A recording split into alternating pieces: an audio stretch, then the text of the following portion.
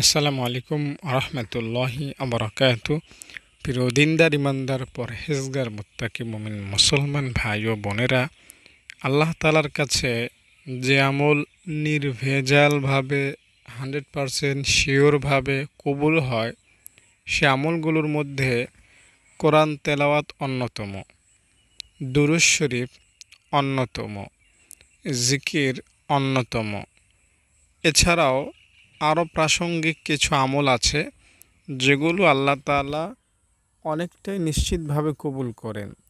এখন আপনার ব্যাকগ্রাউন্ডে কি আছে না আছে, কি করেন না করেন, নামাজ পড়েন না পড়েন, সুদ খান না খান, বা সমাজের মানুষের সাথে ভালো ব্যবহার করেন না করেন, এগুলো তেমন ভূমিকা রাখে না আপনার এই জাতীয় আমল কবুল করানোর জন্য।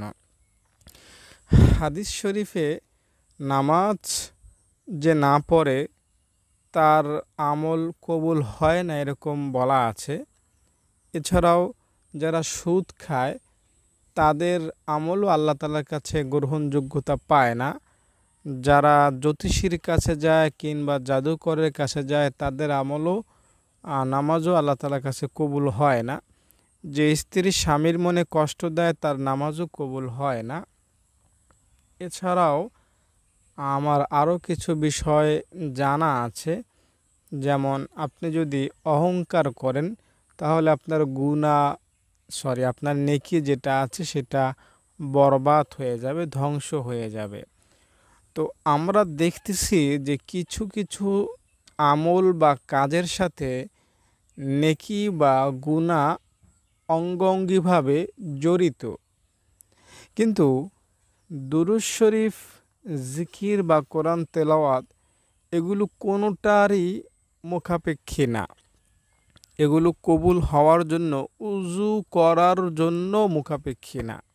নামাজ পড়ার জন্য উজুর দরকার আছে, কত শর্ত দরকার নামাজ পড়ার জন্য, কিন্তু জিকির বা কোরআন তেলাওয়াত বা দুরূদ শরীফ পড়ার জন্য, আমল করার জন্য এরকম কোনো শর্ত নাই, কোনো শর্ত নাই। আপনি যেই ধরনেরই হন, যেই গ্রামেরই হন, যেই বংশেরই হন, যেই দেশেরই হন, যেই ভাষাভাষীই হন না কেন, আপনার দিলের অবস্থা যেমনই হোক, আপনি জিকির করবেন লা ইলাহা ইল্লাল্লাহ। আপনার এই লা ইলাহা ইল্লাল্লাহ বলাটা 1 সেকেন্ড সময় লাগবে না, আল্লাহর নামের শপথ করে বলছি। 1 সেকেন্ড বলার আগেই, 1 সেকেন্ড সময় পার হওয়ার আগেই এটা আল্লাহ তাআলার কাছে চলে যাবে। আল্লাহ তাআলা আপনার মুখ থেকে লা ইলাহা ইল্লাল্লাহ বলতে শোনার কারণে, আপনার মুখ থেকে লা ইলাহা ইল্লাল্লাহ বের হওয়ার কারণে আপনার জিন্দেগির সব গুনাহগুলো আল্লাহ মাফ করে দিবেন।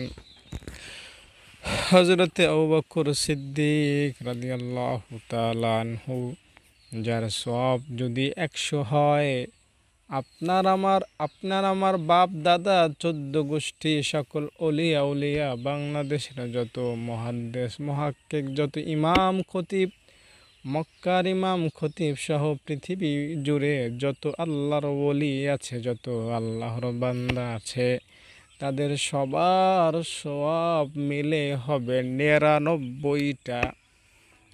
অর্থাৎ একা আবু বকরের সওয়াব 100 হলে দুনিয়ার সকল মানুষের সওয়াব হবে 99টা। আবু বকরের সওয়াব একটা হলেও পরকালে বেশি হবে। এরকম একজন মানুষের নাম হচ্ছে হযরতে আবু বকর রাদিয়াল্লাহু তাআলা আনহু। তবে নবীদের কথা ভিন্ন। তিনি হুজুর সাল্লাল্লাহু আলাইহি ওয়াসাল্লামের খেদমতে বিষণ্ণ অবস্থায় হাজির হইলেন।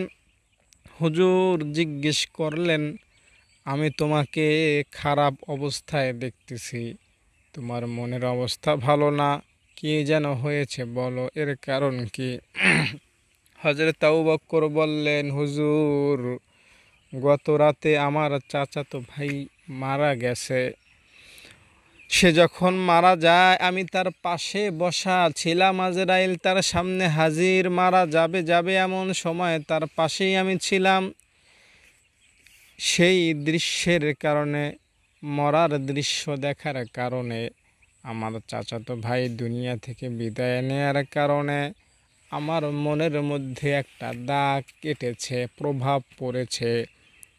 নবী বললেন, তুমি কি তাকে লা ইলাহা ইল্লাল্লাহ বলতে সাহায্য করেছিলে? তাকে কি লা ইলাহা ইল্লাল্লাহ পড়াইছিলা? আবু বকর বললেন, হ্যাঁ, আমি তো লা ইলাহা ইল্লাল্লাহ তাকে পড়তে বলেছিলাম আর সে পড়েছিল। নবীজি সাল্লাল্লাহু আলাইহি ওয়াসাল্লাম আবু বকরকে বললেন, সে কি কালিমা পড়িয়াছিল? তুমি যখন তাকে বলেছিলে লা ইলাহা ইল্লাল্লাহ পড়তে, তখন সে কি কালিমা পড়েছিল? হযরত আবু বকর বললেন, হ্যাঁ রাসূল, আমি বলার পর সেও বলেছিল, সেও পড়েছিল। নবীজি পরিষ্কার বললেন, অপরিষ্কার কোনো কথা না, স্পষ্ট বা সন্দেহান কোনো কথা না। নবীজি স্পষ্ট বললেন, স্পষ্ট করে বললেন, তার জন্য জান্নাত ওয়াজিব হইয়া গিয়াছে। মানে সে জান্নাত পাবেই পাবে, পাবেই পাবে। দুনিয়া উল্টে যেতে পারে কিন্তু সে জান্নাতি হবে, এতে কোনো সন্দেহ নাই, কোনো সন্দেহ নাই। হযরত আবু বকর রাদিয়াল্লাহু তাআলা আনহু আরজ করিলেন, ইয়া রাসূলুল্লাহ, জীবিত লোকেরা যদি এই কালিমা পড়ে, মানে আমি আপনি যদি কালিমা পড়ি, আবু বকর আমাদের পক্ষ থেকে নবীজিকে জিজ্ঞেস করলেন, কারণ আমরা তো নবীকে সরাসরি জিজ্ঞেস করার মতো ওরকম পরিস্থিতি এখন নাই। তাই আবু বকর ওই সময় আমাদের পক্ষ হয়ে জিজ্ঞেস করলেন, ইয়া রাসূলুল্লাহ, যারা জীবিত তারা যদি পড়ে, সে তো মারা গেছে, মরার সময় পড়েছে জান্নাত, আর জীবিত অবস্থায় পড়লে? নবী বললেন, নবীজি সাল্লাল্লাহু আলাইহি ওয়াসাল্লাম দুইবার বললেন, এই কালিমা, এই কালিমা তাদের গুনাহসমূহ সম্পূর্ণরূপে মিটাইয়া দিবে, তাদের গুনাহসমূহ সম্পূর্ণরূপে মিটাইয়া দিবে। এই কথা নবী দুইবার বললেন। তাই আমি যদি আপনাকে বলি, ভাই কালিমা লা ইলাহা ইল্লাল্লাহ পড়ুন, গুনাহ মাফ হয়ে যাবে সম্পূর্ণরূপে, সম্পূর্ণরূপে, সম্পূর্ণরূপে। ভাই, সম্পূর্ণরূপে আপনি কি বুঝেন বলেন? সম্পূর্ণরূপে বলতে কি বোঝায়? সম্পূর্ণরূপ আমার মাথার চুলের উপর থেকে পায়ের তালু পর্যন্ত, এটা হচ্ছে আমার বডির সম্পূর্ণ রূপ। এটা কোনো অঙ্গের নাম না, এটা সম্পূর্ণ রূপ। আমার সম্পূর্ণ শরীরটাই আগুনে পুড়ে গেছে, কেউ আপনাকে বলল, তাহলে আপনি কি বুঝবেন যে না, হুজুরের চেহারাটা তাহলে পুড়ে নাই, ঠিক না? আপনি সহজেই বুঝবেন সম্পূর্ণই যেহেতু বলা হয়েছে, হুজুরের চুলের উপর থেকে পায়ের তলা পর্যন্ত পুরাটাই আগুনে পুড়ে গেছে। কেউ বলল, আব্দুল আজিজ হুজুর পানিতে পড়ে সম্পূর্ণই ভিজে গেছে, আপনি কি তখন মনে করবেন না হুজুরের টাকনু মনে হয় ভিজে নাই, ঠিক না? এমনটা তো মনে করবেন না। কি মনে করবেন? হ্যাঁ, সম্পূর্ণ যেহেতু খবরটা এসেছে, তাহলে হুজুর খুব ভালোভাবেই পানিতে পড়েছে আর ভালোভাবেই ভিজে গেছে। তাহলে বোঝা গেল, এই হাদিসের মধ্যে যেহেতু সম্পূর্ণ রূপে মিটাইয়া দিবে বলা হয়েছে, আমার এই বাম কাঁধে নিয়োজিত কিরামান কাতিবিন ফেরেশতা যে গুনাহ লিখেছিল এতদিন, এই গুনাহগুলো সম্পূর্ণ রূপে ডিলেট হয়ে যাবে। লা ইলাহা ইল্লাল্লাহ কেউ যখন পড়ে, আরশের খুঁটি নড়তে থাকে। আল্লাহ, কে খুঁটি বলে, আল্লাহ তার গুনাহ যদি তুমি মাফ না করো, আমি খুঁটি কিন্তু থামাথামি নাই, নড়তেই থাকবো। আল্লাহ বলেন, খুঁটি থাম, তুই যখন ওই বান্দার জন্য সুপারিশ করলি, আমি তার গুনাহগুলো এখনই মাফ করে দিলাম। আল্লাহ, কবরস্থান ও মৃত ব্যক্তির নিকটে কালিমা পড়া সম্পর্কেও বহু হাদিস বর্ণিত হইয়াছে। এক হাদিসে আছে, তোমরা জানাজার সহিত বেশি বেশি লা ইলাহা ইল্লাল্লাহ পড়িতে থাকো। এক হাদিসে আছে, আমার উম্মত যখন পুলসিরাত পার হইবে, তখন তাহাদের পরিচয় হইবে লা ইলাহা ইল্লা আনতা। অন্য হাদিসে আছে, যখন তারা কবর হইতে উঠবে, তখন তাদের পরিচয় হইবে লা ইলাহা ইল্লাল্লাহ ওয়া আলাল্লাহি ফালইয়াতাওয়াক্কালিল মুমিনুন। অন্য এক হাদিসে আছে, কিয়ামতের অন্ধকারে তাদের পরিচয় হইবে লা ইলাহা ইল্লা আনতা। লা ইলাহা ইল্লাল্লাহ বেশি বেশি পড়ার বরকত সমূহ মৃত্যুর পূর্বেই কখনো বা মৃত্যুর সময় হইতে অনুভূত হইয়া যায়। অনেক আল্লাহর বান্দাদের উহারও পূর্বে প্রকাশ হইয়া যায়। হযরত আবুল আব্বাস রহমাতুল্লাহ বলেন, আমি আমার নিজ শহর আশ বিলায় অসুস্থ পড়িয়াছিলাম। তখন দেখিতে পাইলাম লাল, সাদা, সবুজ এবং আরও বিভিন্ন রঙের অনেক বড় বড় পাখি একই সাথে ডানা মেলিতেছে আর একই সাথে ডানা গুটাইতেছে। বেশ কিছু লোক, যাদের হাতে ঢাকনার আচ্ছাদিত বড় বড় পাত্র ছিল, যাতে কিছু রাখা আছে। আমি এই সব কিছু দেখিয়া মনে করিলাম যে ইহা মৃত্যুর তোহফা। তাড়াতাড়ি কালিমা পড়িতে লাগিলাম। কিন্তু তাদের একজন আমাকে বলিল, তোমার সময় এখনো আসে নাই, এইগুলো অন্য এক মুমিনের জন্য তোহফা, যার মৃত্যুর সময় আসিয়া গিয়াছে। হযরতে ওমর ইবনে আব্দুল আজিজ এর যখন ইন্তেকাল হইতেছিল, তখন বলিলেন, আমাকে বসাইয়া দাও। লোকেরা তাকে বসাইয়া দিল।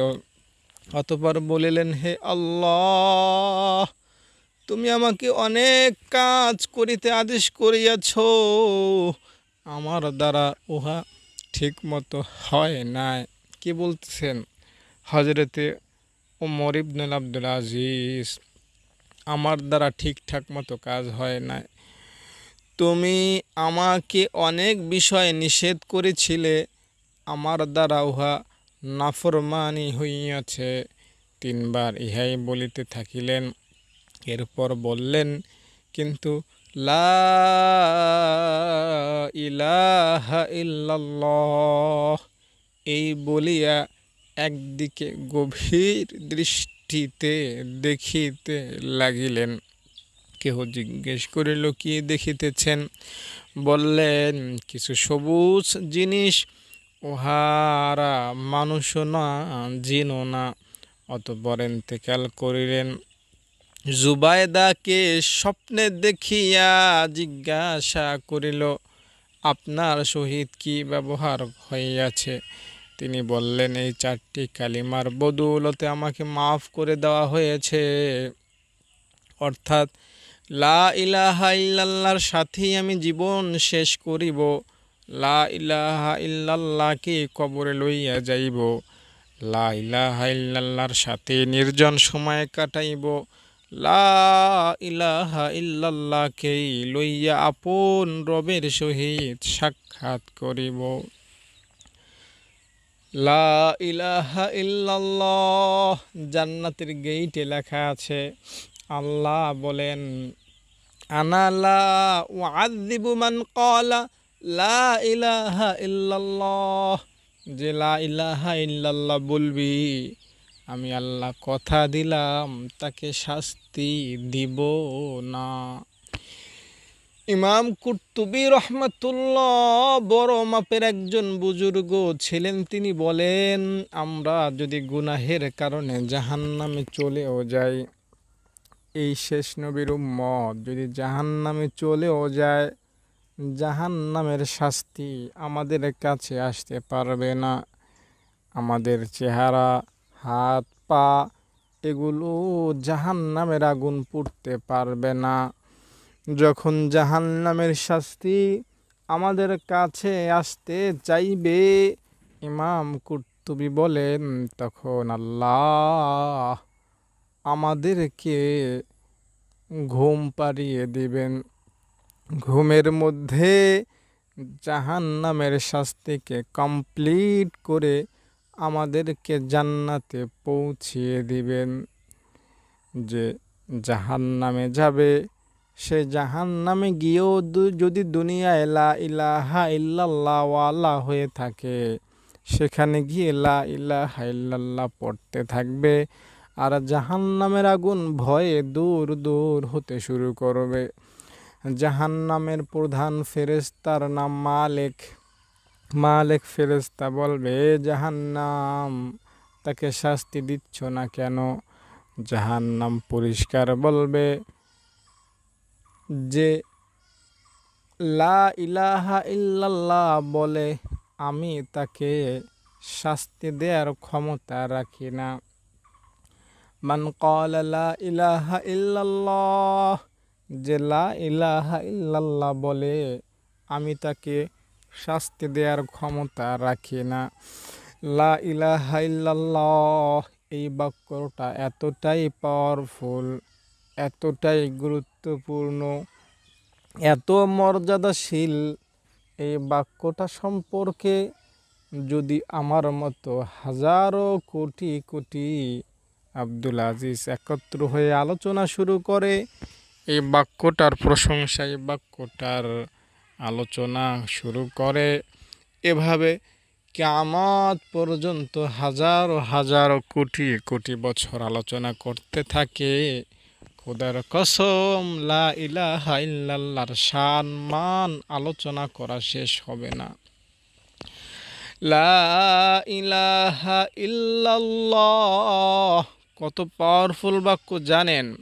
আপনি সারা জীবন নামাজ পড়বেন না, সারা জীবন রোজা রাখবেন না, সারা জীবন সুদ খাইবেন, ঘুষ খাইবেন, অন্যায় অপরাধ করবেন, জেনা করবেন, ব্যভিচার করবেন, মিথ্যা বলবেন, অহংকার করবেন, কোনো সমস্যা নাই, জান্নাতে আপনি যেতেই পারবেন।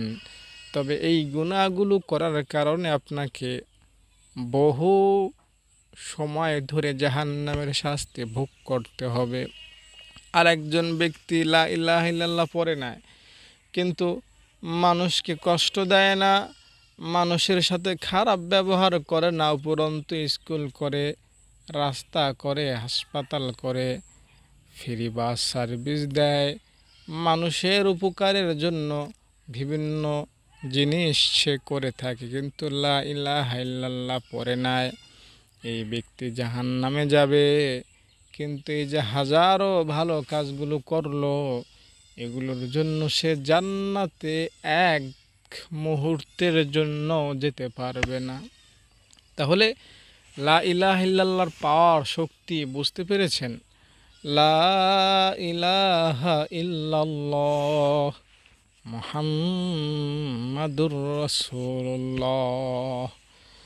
লা ইলাহা ইল্লাল্লাহর পাওয়ার আরেকটু শুনুন। নবীজির চাচা হজরতে আবু তালেব, আমি আপনি নবীকে ভালোবাসি, আবু তালেবও নবীকে ভালোবাসতেন, তবে আবু তালেব কাফির ছিলেন। আমার আপনার ভালোবাসা যদি এক পাল্লায় রাখেন আর আবু তালেবের ভালোবাসা যদি আর এক পাল্লায় রাখেন, আমার মনে হয় আবু তালেবের ভালোবাসা শত হাজারো কোটি গুণ বেশি ভারী হবে। তবুও সে জাহান্নামী, তবুও সে চিরস্থায়ী জাহান্নামী। কেন জানেন? শোনেন, আবু তালেবের ঘটনা আমি সংক্ষেপে বলি। হজরতে আবু তালেব, মুহাম্মদ ছিল তার ভাতিজা।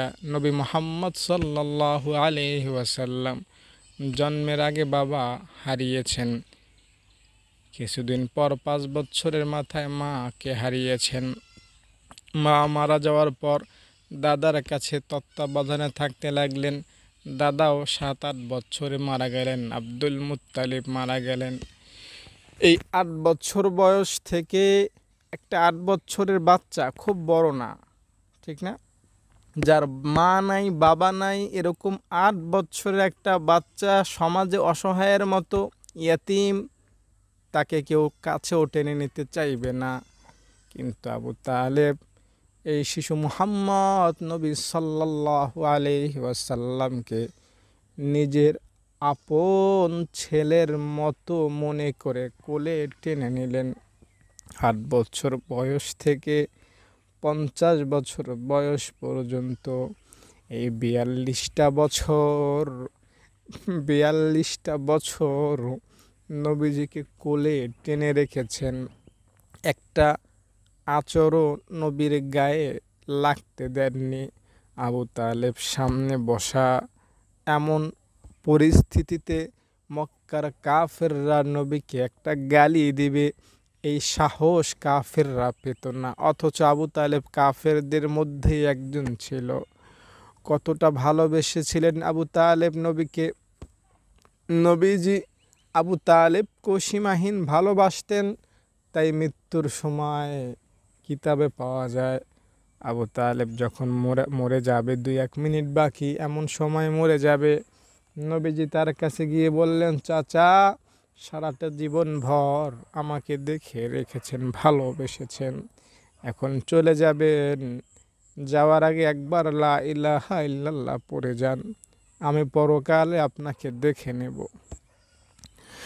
নবী বললেন, চাচা আমার কানে কানে হলো একবার লা ইলাহা ইল্লাল্লাহ বলে যান চাচা, কিয়ামতের ময়দানে আপনাকে আমি জান্নাতে নিয়ে যাব। কিন্তু আবু তালেব লা ইলাহা ইল্লাল্লাহ পড়তে পারল না। ফলাফল, সেও চিরস্থায়ী জাহান্নামী। তবে জাহান্নামে যারা যাবে তাদের মধ্যে সবচেয়ে কম শাস্তি হবে আবু তালেবের।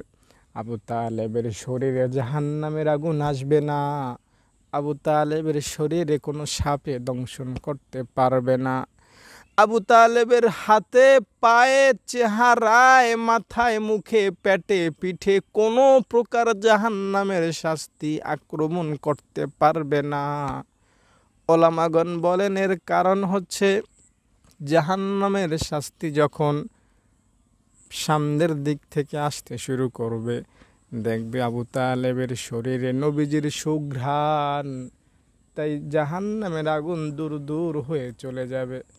কারণ নবীজিকে আবু তালেব কোলে পিঠে করে মানুষ করেছেন, নবীজির সমস্ত শরীর আবু তালেবের সাথে লেগেছিল। বাচ্চা বাবার শরীরে, বাচ্চার শরীর সব জায়গায় লাগে।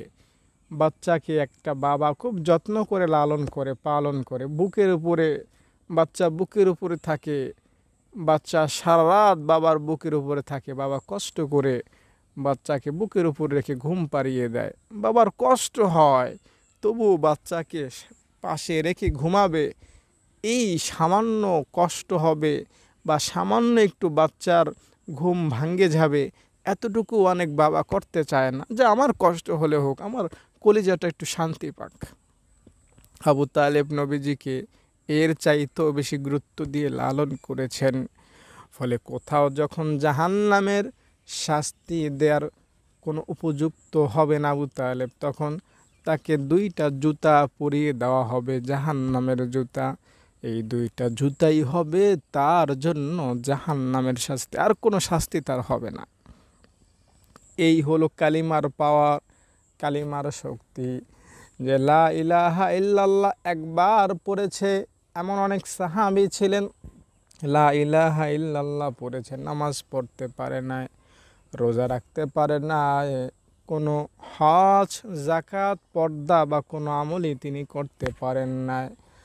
লা ইলাহা ইল্লাল্লাহ পড়েছেন, যুদ্ধে গিয়েছেন, শহীদ হয়ে গিয়েছেন। নবী বললেন, এ সাহাবীরা, এই লোকটা এমন যে কিছুক্ষণ আগে আমার কাছে কালিমা পড়েছিল, যার এক ওয়াক্ত নামাজ নাই, যার একটা টাকা দান করার মতো সওয়াব নাই, যার একটা রোজা রাখার সওয়াব যার আমল নামায় নাই, এই লোকটার রূহ আমি দেখতেছি জান্নাতের মধ্যে ঘোরাঘুরি করতেছে।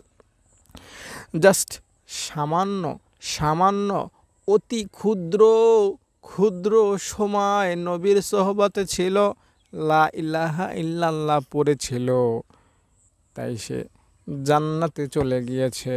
আর ৪২টা বছর আবু তালেব নবীজির খেদমত করার পরও কালিমা না পড়ার কারণে জাহান্নামে চলে গেল। এটাই হচ্ছে কালিমার পাওয়ার।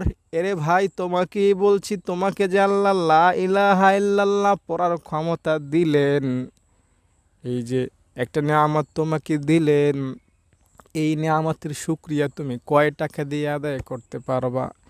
তুমি যদি তোমার গাড়ি বাড়ি সহায় সম্পত্তি সকল কিছু আল্লাহর রাস্তায় সাদগা করে দাও, এমনকি নিজের 2টা চোখ, নিজের 2টা কিডনি, নিজের শরীরের শেষ রক্তবিন্দুটাও আল্লাহর রাস্তায় দান করে দাও, খোদার কসম তোমাকে যে আল্লাহ লা ইলাহা ইল্লাল্লাহ ওয়ালা বানিয়েছেন, এর নিয়ামতের শুকরিয়া তুমি কোনোদিনও শেষ করতে পারবা না।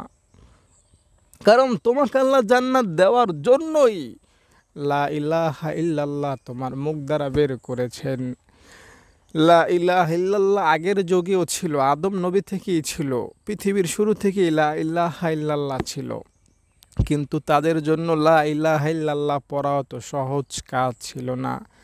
আমরা চাইলে লা ইলাহা ইল্লাল্লাহ পড়তে পারি উঠা বসায়, চলা ফিরায়, হাটে বাজারে, গাড়িতে, লঞ্চে, ট্রেনে, গ্রামে শহরে, দেশে বিদেশে, কাজে কর্মে, ব্যবসায়, চাকরিতে, বন্ধু বান্ধবের আড্ডায়, মাদ্রাসা মসজিদে, যেথায় যে অবস্থায় থাকি সর্বদাই লা ইলাহা ইল্লাল্লাহ পড়তে পারি। তাই আসুন দর্শক, আমরা লা ইলাহা ইল্লাল্লাহ পড়ি। সকালে 100 বার, বিকালে 100 বার পড়বেন লা ইলাহা ইল্লাল্লাহ। শাইখুল হাদিস আল্লামা আজিজুল হক রহমতুল্লাহি আলাইহি বলতেন, লিখেছেন যে একটা বিধর্মী, একটা হিন্দু 40 বছর বয়সে যখন মুসলমান হয়, তার জিন্দেগির সব গুনাহ আল্লাহ মাফ করে দেন, কারণ সে পড়েছে লা ইলাহা ইল্লাল্লাহ। একটা খ্রিস্টান, বৌদ্ধ, নাসারা কিংবা হিন্দু সারাটা জীবন 40-50 বছর শিরকের মতো গুনাহ, যেটা আল্লাহ সবচাইতে বেশি অপছন্দ করেন, এমন গুনাহ করার পরেও যদি আল্লাহ তাকে মাফ করে দিতে পারেন, তো তুমি আর আমি কি এমন গুনাহ করলাম যে লা ইলাহা ইল্লাল্লাহ পড়লে আমাদের গুনাহ মাফ হইবে না? তাই ভাই বোন, বন্ধু, দর্শক শ্রোতা, আসুন আমরা লা ইলাহা ইল্লাল্লাহ পড়ি, লা ইলাহা ইল্লাল্লাহর উপর আমল করি। হযরত আবু যর গিফারি রাদিয়াল্লাহু তাআলা আনহু বললেন নবীকে, ইয়া রাসূলুল্লাহ, আমাকে ওসিয়ত করুন, ওয়াজ করুন। নবী বললেন, যখন কোনো অন্যায় কাজ করিয়া ফেলে তখনই ক্ষতিপূরণ স্বরূপ করুন এক আমল করিয়া লও, যাহাতে অন্যায়ের অশুভ প্রভাব ধৌত হইয়া যায়, পরিষ্কার হইয়া যায়। আবু যর গিফারি রাদিয়াল্লাহু তাআলা আনহু বললেন, ইয়া রাসূলুল্লাহ, লা ইলাহা ইল্লাল্লাহ পড়াও কি নেক আমলের অন্তর্ভুক্ত? নবীজি উত্তর করলেন, এটা শুধু নেক আমল না, এটা নেক আমলের মধ্যে শ্রেষ্ঠ নেক আমল। অর্থাৎ গুনাহ করার পর যদি আমরা লা ইলাহা ইল্লাল্লাহ পড়ি, তাহলে গুনাহ মিটে যাবে, ধুয়ে যাবে। অন্যায় যদি সগীরা গুনাহ হয়, তবে নেক আমল দ্বারা উহা বিলুপ্ত হইয়া ও মিটিয়া যাওয়া স্বাভাবিক। আর যদি উহা কবিরা গুনাহ হয়, তবে নিয়ম অনুযায়ী তওবা দ্বারা মিটিয়া যাইতে পারে, অথবা কেবল আল্লাহর মেহেরবানিতে মাফ হইতে পারে। মোট কথা, গুনাহ মিটিয়া যাওয়ার অর্থ হইল এই গুনাহ না আমল নামাতে থাকে আর না কোথাও উহার উল্লেখ থাকে।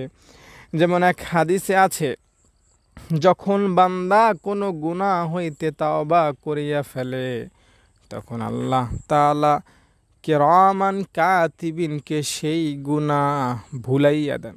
সুবহানাল্লাহ, সুবহানাল্লাহ, বুঝতে পেরেছেন? কিরামান কাতিবিনকে সেই গুনাহ ভুলাইয়া দেন, ভুলাইয়া দেন, ভুলাইয়া দেন, ভুলাইয়া দেন। খুব মনে রাখবেন কথাটা, খুব খুব মনে রাখবেন। ভুলাইয়া দেন, ওই ফেরেশতারা পরকালে আপনার পক্ষে সাক্ষীও হতে পারবে না যে আল্লাহ একে জান্নাত দিচ্ছ, এর বিরুদ্ধে তো আমি গুনাহ লিখেছিলাম, এ তো গুনাহ করেছিল, আমি নিজে লিখেছি। এই ফেরেশতা বলার সুযোগই পাবেন। আল্লাহ ভুলাইয়া দেন, ভুলাইয়া দেন। স্বয়ং গুনাহগার ব্যক্তির হাত পা কেউ ভুলাইয়া দেন। বুঝতে পেরেছেন কথাটা? আপনার হাত পাকেও আল্লাহ ভুলাইয়া দেবেন। আপনি হাত দ্বারা খারাপ কাজ করেছেন, খারাপ জায়গায় গিয়েছেন পা দ্বারা, আপনার পাকেও আল্লাহ ভুলাই। সুবহান আল্লাহ, সুবহান আল্লাহ। সত্যি বলতে এই হাদিস আমি এই প্রথমেই পড়তেছি আপনাদেরকে নিয়ে। এত সুন্দর হাদিস।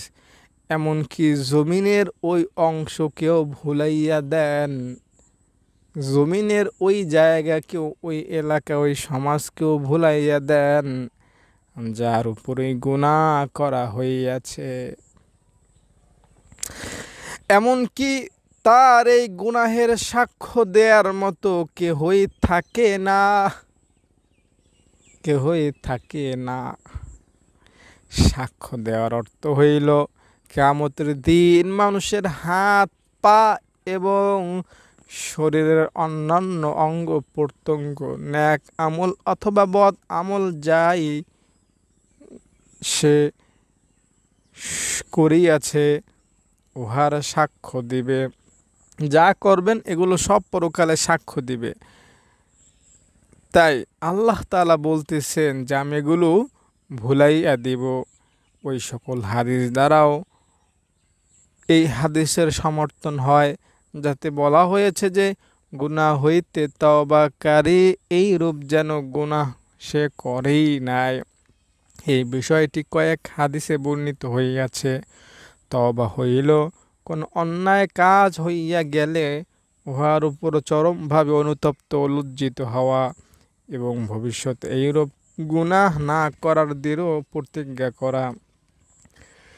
এক হাদিসে আছে আল্লাহর ইবাদত করো, নবী বলেন আল্লাহর ইবাদত করো, তাহার সহিত শরীক করবা না, এমন ইখলাসের সহিত আমল করো যেন আল্লাহ পাক তোমার সামনে আছেন। নিজেকে মৃত লোকদের মধ্যে গণ্য করো। প্রত্যেক পাথর ও গাছের নিকট আল্লাহর জিকির করো, যাহাতে কিয়ামতের দিন তোমার সাক্ষীর সংখ্যা বেশি হয়। যখন কোনো অন্যায় কাজ হইয়া যায় তখন ক্ষতি পূরণের জন্য কোনো ন্যাক আমল করিয়া লও। গুনাহ গোপনে করিয়া থাকিলে উহার কাফারা স্বরূপ ন্যাক আমলও গোপনে করো। আর গুনাহ প্রকাশ্যে করিয়া থাকিলে উহার কাফারা স্বরূপ ন্যাক আমলও প্রকাশ্যে করো। দর্শক, আমি আপনাকে অনেক অতি ফজিলতপূর্ণ হাদিস এই ভিডিওটির মধ্যে শোনালাম। আশা করি আপনি কিছুটা হলেও ভেতর থেকে এই বিষয়টা উপলব্ধি করতে পেরেছেন যে আল্লাহ আপনাকে জান্নাত দেওয়ার জন্যই দুনিয়ায় পাঠিয়েছেন। জাস্ট একটু হিম্মত করুন, আপনাকে আমাকে আল্লাহ তাআলা জান্নাত দিয়ে দিবেন। 500 কোটি মানুষ দুনিয়াতে, এর মধ্যে মাত্র 200 কোটি মুসলমান কালিমা পড়তে পেরেছে, 700 কোটি কালিমা পড়তে পারেনি। তাহলে দুনিয়াতেই দেখুন আমরা 500 কোটি মানুষের চাইতে এগিয়ে আছি। 500 কোটি মানুষ জাহান্নামে যাবে, আর আমরা 200 কোটি যারা কালিমা পড়ে নেওয়ালা আছি, যারা মাজার পূজারী না বা কুসংস্কারে বিশ্বাসী না, এছাড়াও শিরকে বা পীরের পায়ে সেজদা যারা দেন না, আল্লাহ তাআলা আমাদেরকে ইনশাআল্লাহ খুব সহজে জান্নাত দিয়ে দেবেন। প্রত্যেকের জন্যই আল্লাহ জান্নাত তৈরি করে রেখেছেন। একটু হিম্মত করুন, কালিমা বেশি বেশি পড়তে থাকুন। আর কি করবেন? কালিমাই পড়তে থাকেন, আর কিচ্ছু লাগবে না, কালিমাই পড়তে থাকেন। লা ইলাহা ইল্লাল্লাহ, লা ইলাহা ইল্লাল্লাহ। শক্ত একটা কথা বলে ভিডিওটি শেষ করি। শতবার কেন কোটিবারও যদি লা ইলাহা ইল্লাল্লাহ পড়েন আর আল্লাহ আপনার প্রতি বেজার থাকে, আপনার আমার পক্ষে জান্নাতে যাওয়া কশ্চিনকালও সম্ভব না। আল্লাহ বেজার হয় নামাজ না পড়লে, রোজা না রাখলে, বেপরদায় চললে, সুদ ঘুষ খাইলে। তাই আল্লাহ বেজার হন এমন কাজ আপনি সহজে করবেন না, সহজে করবেন না। তারপরও শয়তানের ধোকায় পড়ে যদি হয়ে যায় সেটা ভিন্ন কথা, কিন্তু ইচ্ছাকৃতভাবে করা এটা কিন্তু ঠিক হবে না ভাই। আল্লাহর সাথে গেম খেলবেন না। আল্লাহ আপনার মনের খবর জানেন। ভালো থাকেন, নিরাপদে থাকেন, কালিমা পড়তে থাকেন। দেখা হবে আগামীতে কোনো একটা ভিডিওটিতে। ভালো থাকেন। আসসালামু আলাইকুম।